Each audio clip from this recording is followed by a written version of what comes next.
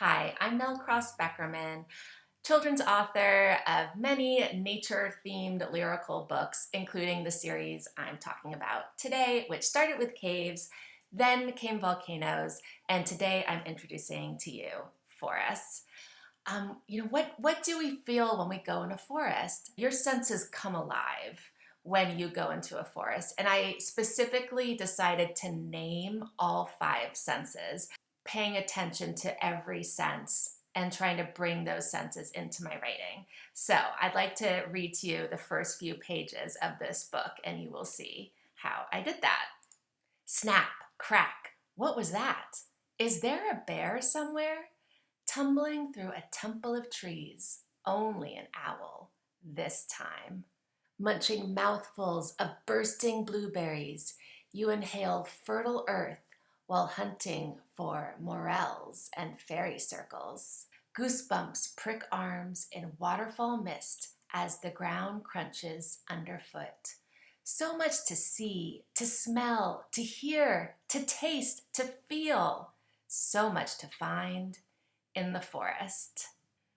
So like I said, I've really nailed in on those five senses, and I'm hoping that that's a way that teachers can use this book in classrooms to help their students bring in all five senses into their writing.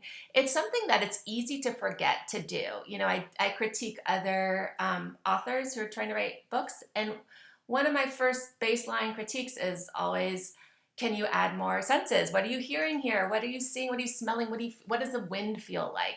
What is the air? What do your footsteps sound like? It's actually a pretty easy way to add more interest into your book and to make it feel like you are there with the author. So for Forest, it's a trip around the world, discovering lots of unusual forests, including Poland's mysterious crooked forest. This is a forest where, for some reason, about a few hundred of the trees have this very particular curved C in them. And there's other trees of the same variety around them that are not curved. And scientists have just, discerned that this was done on purpose by humans. But what happened was during World War II, the town around this forest was completely wiped out, and no one survived who can explain why humans caused this curvature in the trees. They think maybe it was to help build ships or furniture to make it easier to build them, but they don't know for sure. It's a mystery. So I had to put that in there because who doesn't love a mystery? And also, anyone can go see it. It's still there. It's in Poland.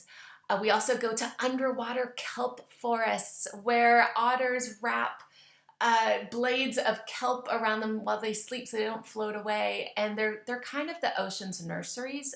In this book, we also touch a little bit more directly on conservation and activism. And we talk about Julia Butterfly Hill, a very inspiring activist who discovered that some ancient redwood forests were due to be cut down.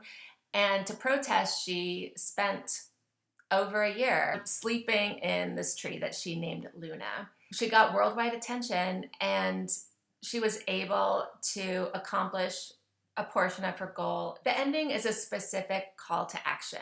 I'll read you the last few pages. Forests connect everything, filled with magic and mystery, fuel and cures, and animals who live nowhere else on earth.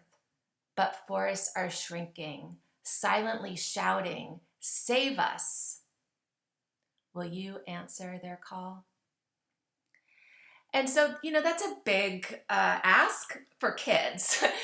In the back matter, we break it down into actionable steps. We talk about being an activist, protesting, but we also talk about planting trees. Planting a tree isn't going to end deforestation, but it is something a classroom can do. It's something a family can do. And there's actually lots of programs that offer free tree planting. So that's in the back matter too. We want to leave our readers with some hope and some tools and tips of what they can do to help our forests. So I hope you enjoy forests and are inspired to go explore one soon. Bye.